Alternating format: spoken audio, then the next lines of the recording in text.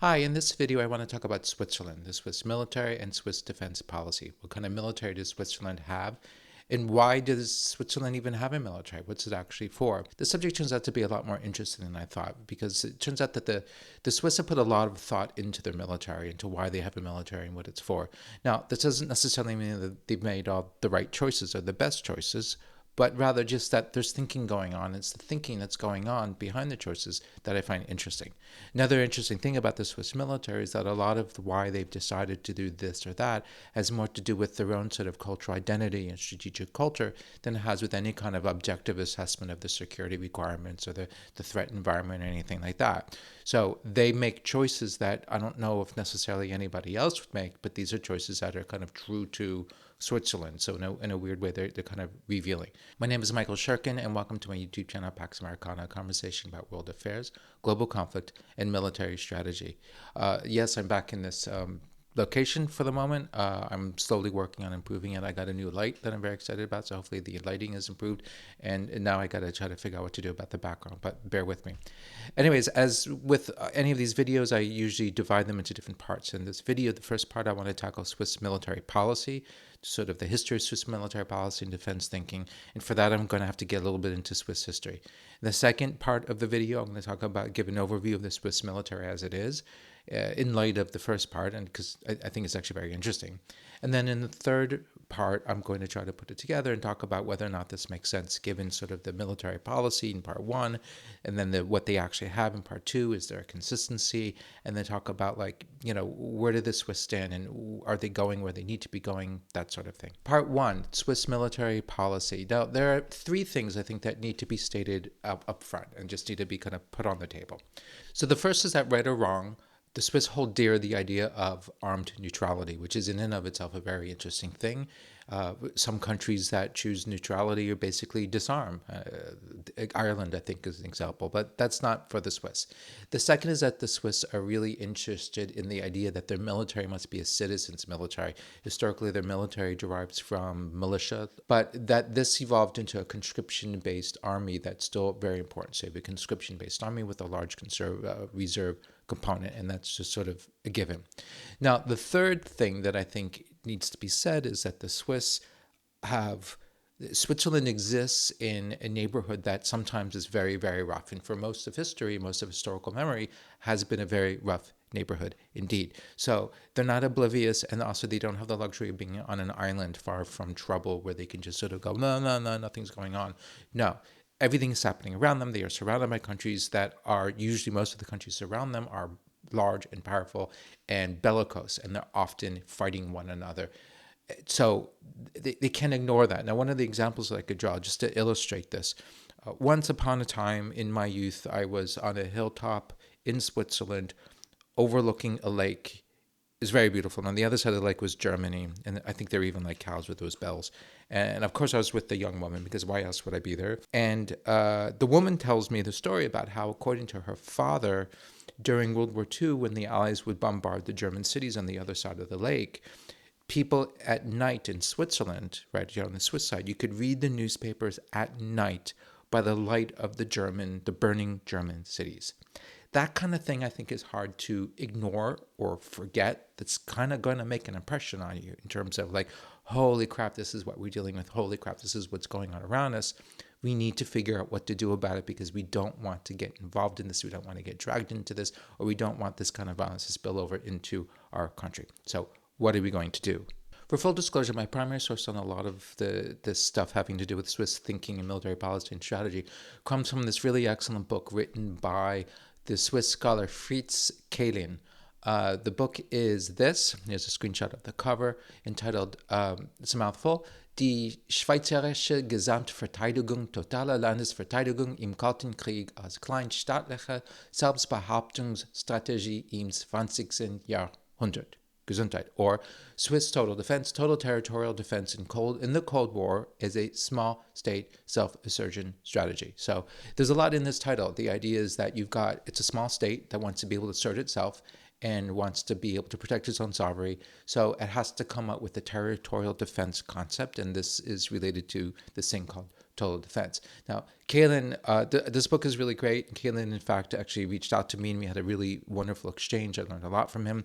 Although I really want to insist on this point that anything I say in this video that's not true, that's going to be my fault and not his fault. Anything I say that might be insightful and true, hopefully I'm going to give him the credit for it. But let me go on. So the major point, I think one major point that Kaylin makes is that in the 20th century, the Swiss embraced the idea that the country, given its small size, needs to have a total strategy in order to defend itself. Meaning it can't just have a military strategy. It can't just have a military because it can never have a military that's really, really large enough to protect itself. So they need a total strategy, which means that every aspect of Swiss society, every aspect of the Swiss government, everything needs to be geared and oriented and kind of coordinated towards defending the country's sovereignty and asserting the country's independence. According to Kaylin, at least before 1945, there was a strong influence there was a whiff of Ludendorff and all this thinking because, World War I and World War II were these total wars in which society is entirely mobilized and the Swiss are surrounded by this. So they understand that they also have to do this. Difference being, according to Kaylin, that, of course, Ludendorff's concept of total war really goes hand in hand with totalitarianism, which is absolutely not the Swiss cup of tea. So the Swiss are thinking not in terms of totalitarianism, but still kind of coordinating and orchestrating different aspects of Swiss society. And according to Kaylin, after 1945, the way the Swiss doctrine evolved, it's actually much more in line with Bof's thinking. So General Andre Bof's thinking about total strategy. The other thing that Kaylin points out that is very, very relevant is that post-1945, the Swiss had to come to terms with two things. So the first thing is that now the world is divided, Europe at least is divided between two hostile blocs. So that's a big deal.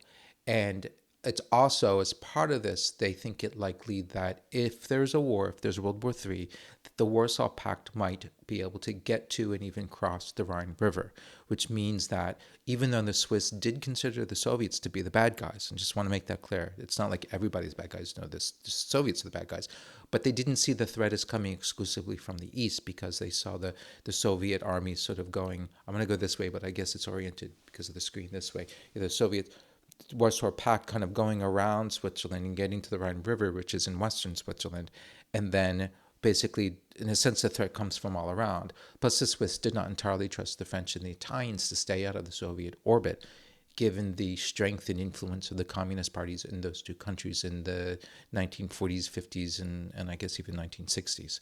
So the threat's all around. You can't rely on the French and the Italians, so you really have to be prepared. Now, the second thing that the Swiss grapple with is the belief that World War III was probably going to be nuclear. Now, this is a really big problem for Switzerland. It's a big problem for everybody, and it seems like of course, it's a problem. But the Swiss understood that even if not a single nuclear warhead was detonated on Swiss soil, the proximity of everything, right? Remember my story of the Swiss reading the newspaper to the light of the burning German cities. There will be nukes in Germany, and those are going to be affecting Switzerland because it's just so close. But then of course, there's this fallout. But also, the Swiss are thinking that they can't deter a nuclear power from using tactical nuclear weapons against them in a war. So any invading army is going to have nuclear weapons and will be tempted to use the nuclear weapons against Swiss forces. So they have to somehow think about that and write that into their equation as they're trying to figure out what to do about the threat that they perceive to be around Switzerland. All of this ends up sort of feeding and informing the debate that the Swiss had in the 1950s and 1960s about how best to defend Swiss territory. And along with this is a question of, you need some kind of strategy, you need some kind of doctrine. And then once you have a strategy and a doctrine, you need to have a military that matches the strategy and doctrine. So according to Kaylin, in the 1950s and 1960s, there's basically a debate between two camps, and there's what they call the Dynamiker, the dynamic camp, and then the Statiker, the static camp.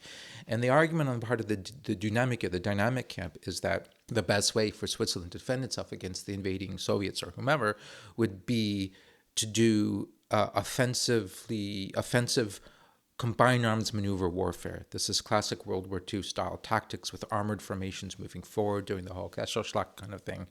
It's what we think of as World War II things, what Patton did, what the Germans did, what the Soviets were doing, and more or less. What the Statiker side was arguing was like, no, no, no, you can't do that. It's not going to work. We're not strong enough. What we should do is have an infantry-based military that is designed to do defense in depth. And because remember, with both sides, there is an understanding that you can't defeat the enemy. If the Soviets invaded Switzerland, you're not going to stop the Soviets. But what you can do is you could make an invasion of Switzerland so costly that hopefully before they even start, the Soviets will say, gosh, we could do this, but it's probably not really worth the effort. So we don't want to do that. Now, in part of this debate, of course, because of this factor, this idea that tactical nuclear weapons are going to be used, the Swiss, as part of the debate, talked about, well, which of these two models would be less vulnerable to tactical nuclear weapons? Are the armored formations required for armored maneuver warfare going to be more or less vulnerable than infantry that's dug in prepared positions? I think the idea that they came with was that the infantry in dug in prepared positions ultimately would actually be less vulnerable than the armored formations, which I think is probably accurate. Also, as part of this defense in depth, as a lot of you probably know, Switzerland did, or perhaps still does, rig all of the infrastructure in Switzerland to be detonated. So the idea is that if somebody invades, then you can blow up the railroads and the roads and the bridges and the tunnels in advance of the advancing enemy armies to make life as difficult as possible for the enemy and to slow down their advance. One thing that Kalin says, which I did not know, is that part of the motivation here for the Swiss, the logic is also the following. They are hoping that if they blow up their own infrastructure, in case of a Soviet invasion, then NATO would be less tempted to use nuclear weapons to blow up Swiss infrastructure. So the fear is that the Soviets invading, there's a bridge there, and NATO's going to think like, oh my God, we got to stop the Soviets by taking out this bridge. So here, let's toss a nuke to take out this bridge, or something like that. Or after the Soviets conquer Switzerland, then maybe NATO, when it tries to do a counterattack or something like that, they're going to just blow a whole bunch of stuff up. And so this was hoping, no, we can do the damage, we'll take out the bridges, but we'll do it in a way that sort of minimizes the effects, and we'll be better off as a result. Interesting. So what the Swiss decided to do, and they came up with this concept, which I believe is called Armee XXI, because I think it was issued in 1961, was to have a massive conscription-based military, heavily dominated by the army, that could mobilize up to 650,000 people. It would be infantry heavy, and it would rely on prepared positions. But the army would still have robust armored capabilities, but the idea would be that you use the armor not to do maneuver warfare, but rather just to sort of throw at breakthroughs by the enemy, as like the idea. So the enemy breaks through your lines, and you want to stop this, and you do it by throwing your armor at it to just like punch it in the nose. So heavy infantry, but there is a robust armored capability. The armored capability ultimately exists for a defensive concept. If you like this video, please hit like and subscribe. Also, if you feel so inspired, you could throw a little money my way, either by hitting the thanks button, or you can buy me a coffee, and I put a link to that below. Also, through YouTube, you can become a member, which would automatically make you one of the coolest people in the world.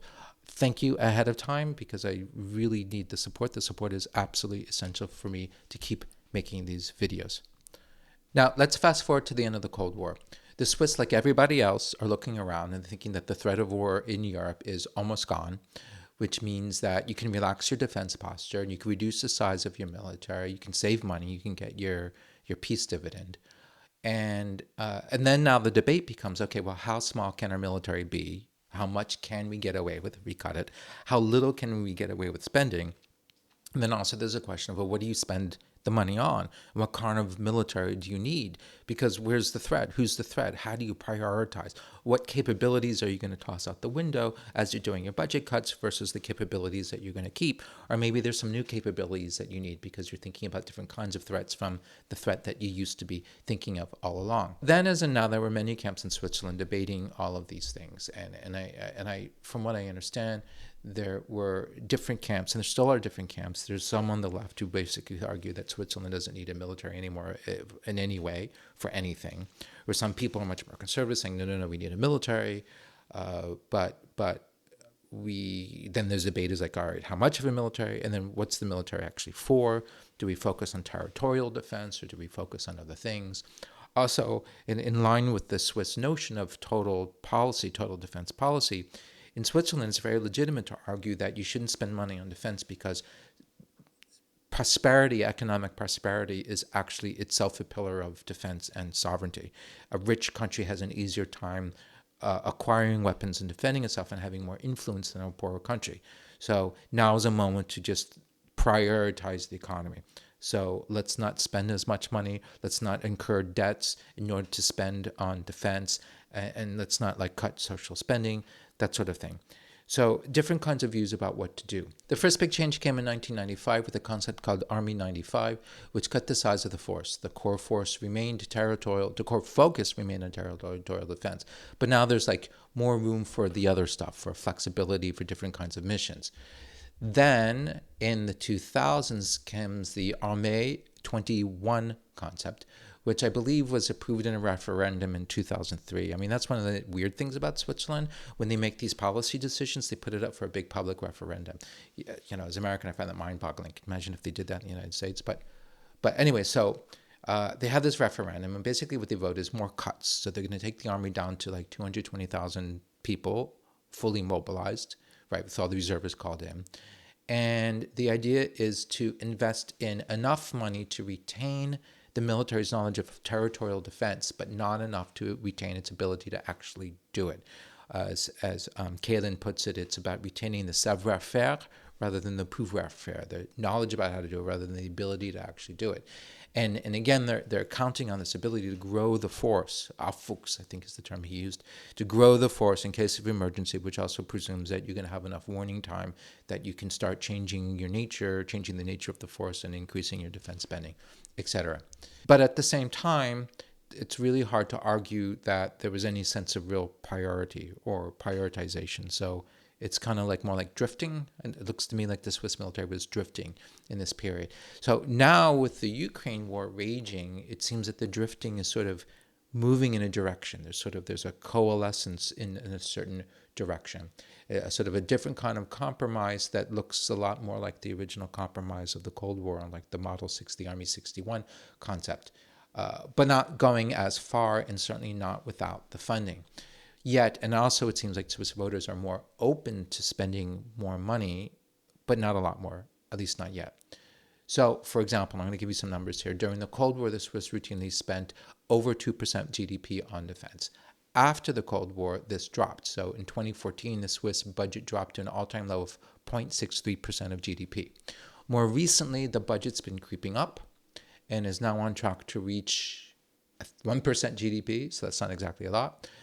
And it's now about $7 billion or 0.7% GDP, right? So low of 0.63, now it's up to 0.7%. That, by the way, is actually roughly the same amount of money as what Greece spends, except that Greece's economy is smaller, and thus $7 billion represents a much heavier lift than it does for Switzerland. I think that's like 2.5% of GDP for Greece, just 0.7% for Switzerland. Okay, part two, overview of the Swiss military. The Swiss military, not the army, the military is relatively large, particularly relative to Switzerland's size. It weighs in at about 147,000 people, active and reserve combined. And most of those people, of course, are part of the Heer or the army, or what we would call the army. The army, the Swiss army, not the military, has 120,000 to 130,000 people in it, which represents about 85 to 90% of the entire Swiss military. And most of the rest are in the Swiss Air Force. The army itself, from what I understand, and if you know better and you're Swiss and you say, Michael, you don't get this right, let me explain. Please explain it in the comment section, because I really struggle to figure this out. Is divided into two. The army is divided more or less into two different structures. So it's like there are two different armies. There's the first, which I believe is referred to as the land forces, like the Landstreitkräfte, consists of 3 mechanized maneuver brigades. The second part, referred to as territorial divisions, consists of 4 territorial divisions which are organized by region. So these are mostly infantry, and in fact there are 17 regular and mountain infantry battalions spread out among the 4 territorial divisions along with various other supporting battalions such as engineering, etc.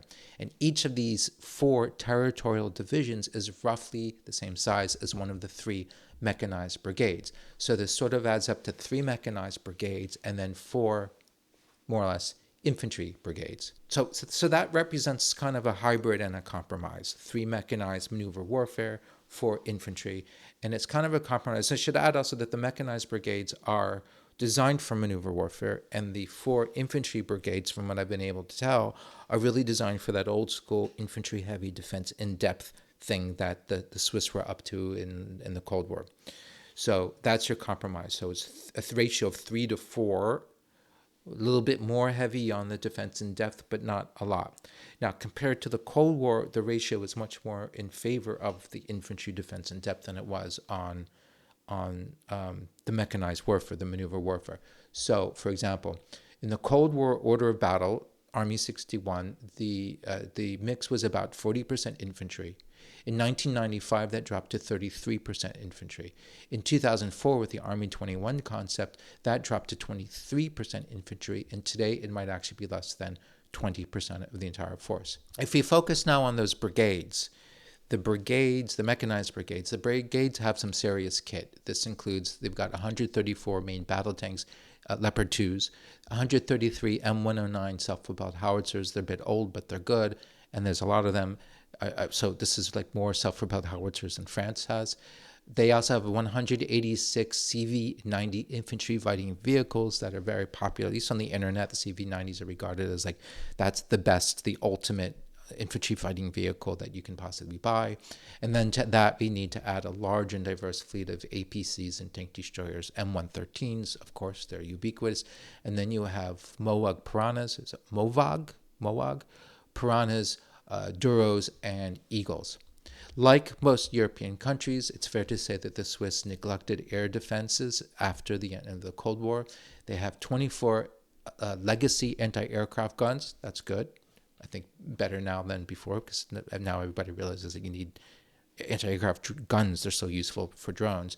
And some old 1980s Rapier air defense missile systems. In order to supplement this, because the Swiss now realize that that's just not going to cut it, they have been spending more money. They just ordered 5 Patriot missile batteries and 5 IRIS-T SLM missile batteries, which I think is a good start, but they really need a lot more. They also have purchased recently 6 Israeli Hermes, I'm sorry, that's a French thing. Hermes, 900 drones. They could be armed, but they're not. The Swiss have not armed their Hermes drones. They are spending money on armed drones, so they're trying to develop their own industry and their own capability. So in time, they will have these things. But I think, like a lot of other countries, it's easy to argue that, like, come on, guys, like, it's too little, too late. In light of Ukraine war, you need drones. I don't know if the Swiss have maintained their Cold War era fortifications. Maybe they sort of shuttered them or turned them into weird youth hostels or something. But now I'd like to think that they're like opening them up again and dusting them off and like retrofitting them or something. But I don't really know. I also don't know if they still have rigged their infrastructure to detonate. It would make sense if they were to do that, but I don't know. Again, in the comments, if you know for a fact that yes or no, please inform me. I would really appreciate that. Let's turn now to the Swiss Air Force. The Swiss Air Force has 21,600 people total in it, of whom 1,600 are active duty and 20,000 are reservists. In terms of big ticket items, the most notable thing is they have like 24, more or less, F5s. These are ancient things, which I'm happy to say the Swiss aren't using for combat duty. They use it for like their acrobatics display team, the Patrouille Suisse, and for various other like training issues and different sorts of things. More importantly, they have 30 FA-18 fighters. And yes, recently they placed an order for 36 F-35As. Okay, so we need to talk about, though, the tortured Swiss history with aircraft procurement and the path towards the F-35A, because I think it's interesting and relevant to what we've talked about above. To do this, we have to go back to the 1950s. In the 1950s, remember, the Swiss were thinking about what kind, Dynamiker versus the Statiker, and how are they going to deal with the Soviets. They decided that the thing to do would be to buy 100 Mirage III jets. fantastic aircraft. Because of cost overruns and because the Swiss greatly underestimated how much these things would cost, which seems to be a theme of Swiss defense thinking from decade to decade. They're always underestimating how much things are going to cost. Anyways, they wanted 100, but they only got 36 Mirage in a fighter configuration and 18 in a reconnaissance configuration. One of the implications of this, according to Kalin, is that the Swiss had to back away, or to strengthen the argument within Switzerland in favor of the Statiker camp rather than the Dynamiker camp, because this number of 36 Mirage in a fighter configuration did not translate into adequate air support for the kind of maneuver warfare that they were contemplating. I guess the Swiss had some sort of model. They'd worked out this idea that if you're going to do the combined arms maneuver warfare thing, you need X number of fighters in order to provide as a minimum a certain measure of air support. But now that you've got 36 Mirages versus 100 Mirages, you really can't do that anymore. So maybe you need to scrap your whole maneuver warfare concept of operations. The Mirage decade, perhaps more importantly, at least according to Kalin, the Mirage debacle, the Mirage, it turned into this major political scandal in Switzerland because of the cost overruns, and the whole thing was, I guess, bungled from the start. I don't really know. But it was a big deal. But what it meant was that from now on, choosing and buying an expensive thing like a fleet of fighter planes, modern fighter planes, was this sort of loaded and politically charged thing, and it's extremely difficult for the Swiss to do, particularly because you've got to vote on it, which means you need a consensus, and it's not just like a question of the Minister of Defense can just snap his fingers and this is the policy of what they're going to do. No, it's got to be this huge fight.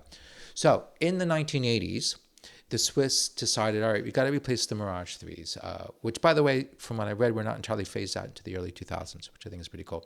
The Swiss ended up choosing the F-18. Now, why, you ask, why did the Swiss go with the F-18? Well, back then, the F-18 was a very modern, sort of state-of-the-art aircraft, but also it had two engines, which appealed to the Swiss somehow, just as it appealed to the U.S. Navy, which back in the day insisted that carrier jets must have two engines. Also, the Swiss seemed to believe that the F-18, perhaps because it was conceived for carrier operations, was particularly well suited for Switzerland's terrain. The fact that you've got relatively short runways, that you're operating in these mountain valleys with sort of confined spaces where you need to be able to go in and out and zoom out of the valley really quickly and do all sorts of things. So apparently they're thinking that the F-18 is really good at that, and this perhaps because it was conceived for carrier operations. I don't in fact know if that's true, that the F-18 is any better at that kind of thing than, let's say, the F-16, but apparently that's part of the Swiss thinking here. Now, in retrospect, this was probably a mistake, and one of the reasons why it was a mistake is because, as it happens, the F-18 is becoming increasingly a rare thing. Very few militaries ever bought it, and they're being phased out by everybody, as compared to, let's say, the F-16, which everybody bought in large numbers and isn't going to be phased out anytime soon, which means that if you've got an F-18 that you're trying to maintain and keep running, besides the fact that it's just old, right, it's harder and more and more expensive to keep these things operable. F-16s are, they've been modernized a bit, so you can modernize it. You can do things to modernize them, but also just because of the sheer numbers, the size of the global F-16 fleet, it's easier and cheaper to maintain this thing. So they're left with this fleet of F-18s, which increasingly becoming white elephants. So there is this understanding that they needed to replace it. A search was done in the 2000s, and they settled on the Gripen E, the Saab Gripen E, which I know a lot of people, when I talk to about the Swiss Air Force, they say, why aren't the Swiss buying the Gripen? Because the Gripen seems to be tailor-made for Switzerland, given that Sweden's requirements for using this in a territorial defense mode really seem to match the Swiss use case. So the Gripen E seems like a good choice, plus it's relatively inexpensive, so why not the Gripen E? The whole thing was put up for a vote. Apparently the referendum, so they voted on this in 2014. They put it up for a vote, a referendum, and apparently the referendum was phrased, should we spend X amount of money to buy Gripen E's? And from what I've read, this in many ways was a strategic mistake on the part of the people who wanted to do this, because what you're doing is you're asking people to weigh in on the merits and demerits of the Gripen E, in addition to the merits and demerits of just spending money on any kind of airplane. And so lots of people pointed out lots of different problems with the Gripen E. Among other things, the Gripen E at the time is still under development. I don't think the Gripen E has actually went into service until 2022, and I think for the Brazilian Air Force. So this thing was still being developed, which means there's still risk involved in the development of this. Like, how long will it take? How expensive is it going to be? Remember, they had this bad experience with Mirage, where it turns out that it ended up being a lot more expensive than they were counting on. They don't want any bad surprises. Plus, there's also the reality that the Gripen E, it could end up being like the F-18 because there's so few of them. Is this really, really a good idea? So, but I think probably even more importantly, I think that there were a lot of Swiss voters who were simply skeptical about the very proposition of spending money on a modern fighter plane. Anyways, what's it for? It's 2014. Why do you need such a thing? Seems like the F-18s are fine, right? Anyways, so they voted against this thing, and then somehow the Swiss government and the Ministry of Defense, I don't know how this worked, decided, no, we really, really, really need a new fighter plane to replace the F-18s and finally get rid of the F-5s. And so they ended up revisiting the entire issue. They did not, however, from what I understand, revisit the Gripen. So they didn't take another look at the Gripen, even though the Gripen now is much further along in its development. It would probably make more sense to buy the Gripen than used to be the case. But this time, they're looking exclusively at the Eurofighter, the Rafale, and the F-35. And they apparently, this time around, having learned the mistake, the referendum wasn't phrased, should we buy a specific airplane? It was, should we buy a new fighter jet? Like, should we buy new fighter jets? And it's apparently easier to make that case. And then also, 6 years have passed, so the F-18s are that much older and that much more difficult to repair. So this time around, the Swiss voted, okay, we're going to buy a new fighter plane. And what was selected was the F-35. My understanding of the reasoning for the F-35 was ultimately, there are two things. First of all, they evaluated it and decided that the F-35 was hands down superior to the Eurofighter and the Rafale, at least for the things that they were looking for. I don't want to get into this debate because I can hear in the comments the Eurofighter fans and the Rafale fans saying, oh, no. This is just what the Swiss decided, right? The other thing is that the Swiss, given their experience with the Mirage, their experience with the F-18, they wanted to future-proof this purchase as much as possible. And also they didn't want to be stuck with this rare item, this white elephant like the F-18. So part of the appeal of the F-35 is that of those three fighters, it is easily the most advanced model. So presumably you could have it for a longer time before it becomes obsolete than the others. Also, it's being sold in a lot more numbers globally, which means that there will be a lot more support and a lot more parts, and will be easier to maintain. And the Swiss reckon that the lifetime cycle costs, the whole lifetime costs of the F-35 will actually be lower than for the Eurofighter and the Rafale, and that they will be able to hold on to it longer and put off for a greater amount of time the need to go and find a replacement. So that's the Swiss thinking, and that's what they went and did. Part 3, does any of this make any sense? The thing about Swiss defense policy is that so much of it is rooted in these basic sort of structural principles that have everything to do with Switzerland and Swiss identity as opposed to a clean slate, blank paper thinking about security requirements. I mean, in my, Michael's ideal world, what you do is you clear your desk, you take some blank paper, and you think objectively and soberly. Like, what are the threats? What are the requirements? What are we in danger of? Who might be fighting a war? What kind of war? And then you think objectively about, okay, well, if this is true, what kind of strategy are you going to have? What kind of force do you need? What kind of requirements? Like, everything sort of flows from this very cold, objective, blank slate analysis of, well, what do you really need? I don't think the Swiss do that at all. I think the Swiss, because they don't do it because they begin with these open premises, that these key premises that they will be neutral, they will be armed, and Also that they will have the citizens' army, they'll have the conscription army. If they were willing to abandon neutrality, then they might think about these things in a totally different way. So, for instance, in the videos that I made about, I think, the Netherlands and Belgium, I talked about how for the Belgians, the Belgians, it's census for Belgium to defend, to have enough of it, spend enough money so that they have a military large enough to defend Belgium from an invasion. I mean, because what invasion, right?